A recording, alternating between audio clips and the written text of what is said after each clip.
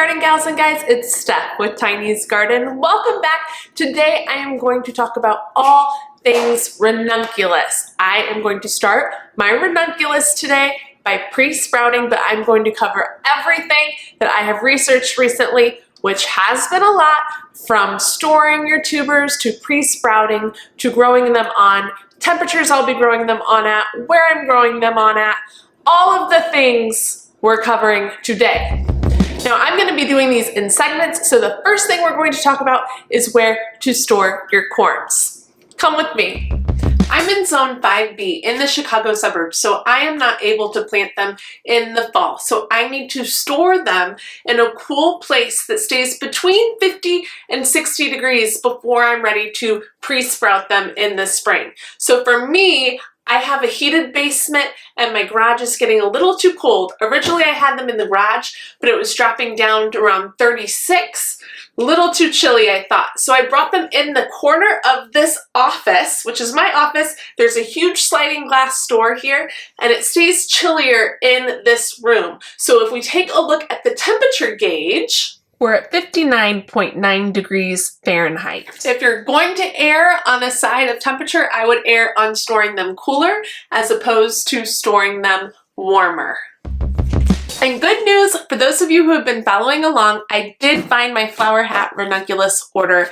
I put it in a closet when we had company, forgot what closet I put it in, and found it yesterday. So my bad. But thanks to all of you, I did order from Fleur, I can't say that very well, Fleur Flower Farm in Vermont, and she had a great selection, so thank you for your recommendations. I'll have plenty to plant. Now, let's talk about soaking your tubers. Now, when the time comes and you're ready to pre-sprout your ranunculus, to get them going, the first thing you need to do is soak your corms or tubers. So I have my varieties that I'm gonna start out here today in front of each of these little humidity domes is all they are. And I'm going to put water into each of them, soak them by variety type, so I keep them separated for 3 to 4 hours, and they will plump up big time. You can see Jesus, Mary, and Joseph are still with us in the grow room here. Your corm is going to go from something like this, that looks like a little sea urchin, octopus, or spider, and will double in size and plump up. So let me quickly go over the varieties that I am soaking and starting today. I have all of my flower hat varieties, which are Ranunculus Chocolate, Ranunculus Cafe, Ranunculus Butterfly Haze. So this one is a butterfly one. I'm super excited about growing those. Comment below and let me know if you've grown the butterfly ones, what you think are the biggest difference between a regular ranunculus and a butterfly ranunculus. Ranunculus Butterfly Phytalos, Ranunculus Butterfly Arandi. I know someone told me how to pronounce this correctly and I feel like I'm butchering it again. Ariadne, I believe. Ariadne. The flower hat does give you this nice little growing guide with a lot of information on there, so that's a nice helpful gift. And then we have 3 from Eden Brothers that I'm starting, which is Ranunculus Salmon, Pastel Lemon. This one I think is really unique. I'm looking forward to seeing the different shades of that. And Amandine Salmon. When you're ready to start your ranunculus, you need to soak them first for 3 to 4 hours, and ideally with something giving oxygen into the water. So that could be like a fish pump, or I know some people will do it in the bathtub, which is a genius idea, and let the water keep trickling, and then some excess will just flow out of the container into the tub.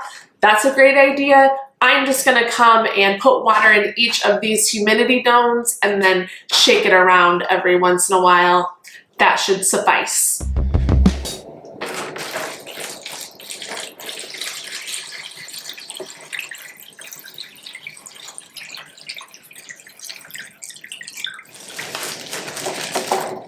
These butterfly ones are bigger than these little ones.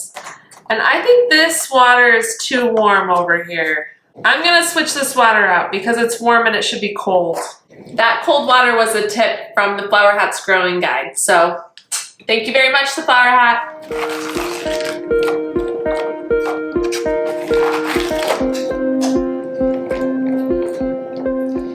There's actually a very big difference between the Eden Brothers size, which is here for the regular ranunculus,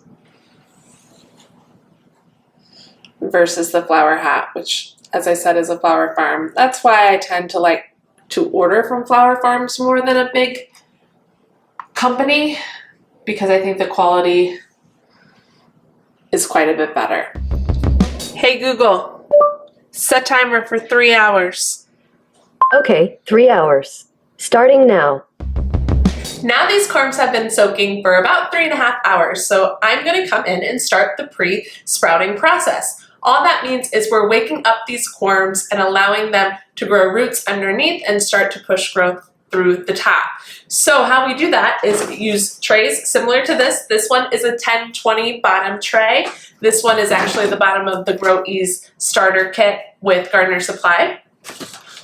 Any bottom tray similar to this will work. I've already labeled what varieties are going in which, so I'm going to keep the butterfly ranunculus all together and then the regular ranunculus all together. And if I need to divide to know what variety is which, I'm going to use chopsticks. We have leftover chopsticks from takeout so that I can tell which variety is which. The mix I'm using is Pro Mix, which is my first time using Pro Mix. It's the moisture control type of Pro Mix. I'll put this on the screen so you can see what it looks like. For those of you in the Midwest, I got this at Menards for $14.99, I believe. It was either that or it was on sale for $10, which is a steal. And there's 2 cubic feet that comes in this bale. So that is great. I'm starting with this. We're gonna just sit it down in here. A couple inches of potting soil on the bottom of each tray.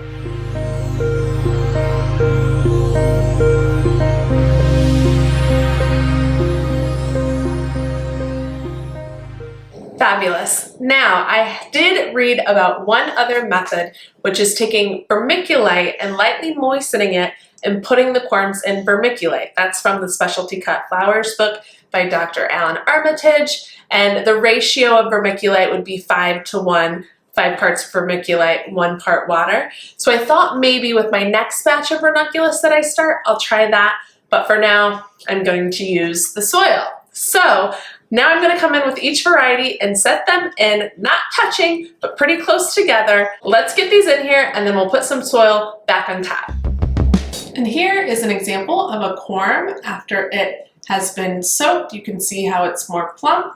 This is a butterfly ranunculus, and this is a regular ranunculus, but still definitely less skinny, a bit more plump than when we first saw them. I'm going to do the butterfly ranunculus tray first. I'm going to put the ranunculus in tentacle side down, flat side facing up, because the growth point will come out of here, roots will come out of here.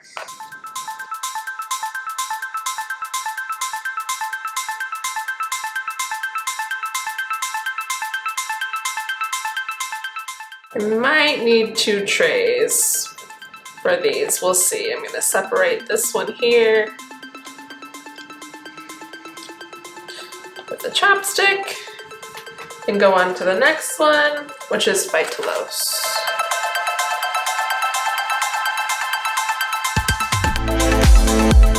And Haze. These Haze one are some honkers. My goodness, look at that. Looks like Ursula.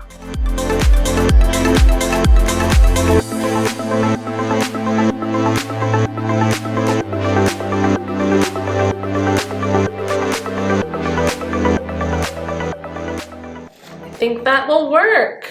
Now we'll cover them back up.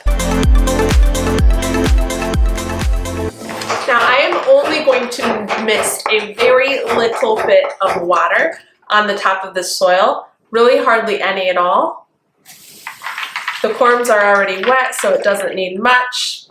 That's it. I might even do one tray with the water mist and one tray without and see if one fares better than the other, because the first year I did this, I had such moldy corms and I think the soil was just too wet. I think I am gonna do that. We'll do an experiment and see which is better, with misting the top or just covering up and letting them be. Now switching out to regular ranunculus.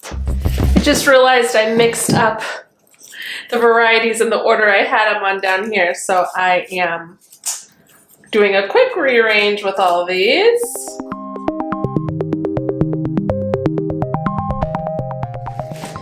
I think I'm definitely gonna run out of room in this tray, but we'll keep going and get another one going if we need to. So I'm gonna cover these up just like I did with the first one, but I'm not going to mist any water on top. We'll have that be a little experiment, see if one tray does better than the other. And then I've got two varieties left. So for the last two, I'm going to go get a smaller container, like a takeout container, which will work just as well, and use that for the last one. Here are the takeout containers that I'm talking about. You even have a little humidity dome if you really wanted it. And I'm gonna do my last two in each of these because one is not big enough for 40. And they come in groups of 20, except for my butterfly ranunculus came in groups of 5. Let's finish this out.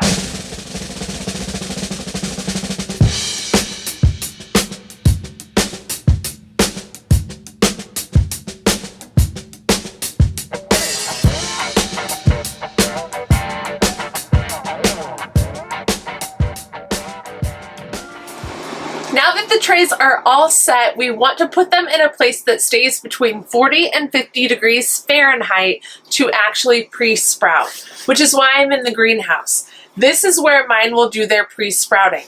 However, a little problem today, it's -2 degrees out here with the windshield, and right now my greenhouse is sitting at about 37.6. Yep, that's what it says. So I want it to get at least to 40.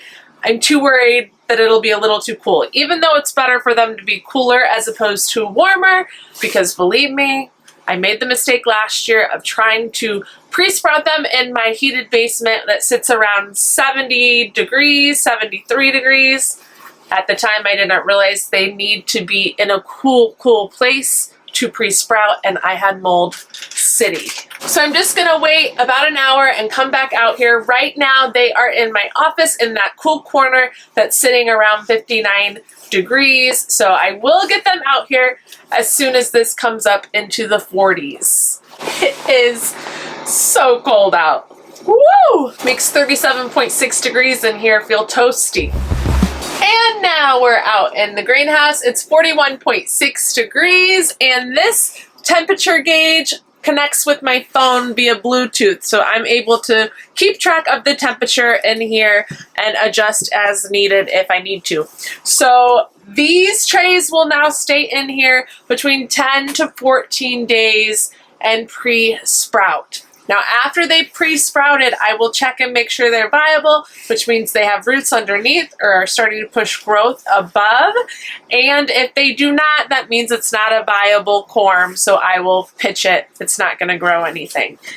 After that, I will likely pot all of the viable corms up into little 3 to 4 inch cans like this, and keep them growing on in the greenhouse. After they're all potted up in here, I'm looking for day temperatures of 60 degrees for them to grow on at, and nighttime temperatures between 45 and 50 degrees. Just remember, ranunculus love cool weather, so you never want them to be subjected to more than 70 degrees while they're growing on if you can help it. It's best for them to be in those cool conditions. And that is the journey of my ranunculus, what I'm doing this year. Keep in mind, I am no expert. I've just really dived into research and reading and learning from other people about the process, and I'm crossing my fingers everything goes well. Drop tips below if you have tried and true tips and tricks with ranunculus please comment below and fill us all in. So stay tuned because I will do a separate video telling you my exact schedule of when I'm starting this half, how many weeks it'll take until I bump them up, etc. When I will actually plant them out in the garden. I will be very specific for you so that you can see what I'm doing in Zone 5B and follow along if you want. And that's a wrap on this video, everybody. Thank you for watching. Remember to subscribe if you haven't yet. I would love to have you here. Like this video if it was helpful or enjoyable. It really helps the channel, and we'll see you in the next one. Best of luck with your ranunculus. Bye! Happy planting!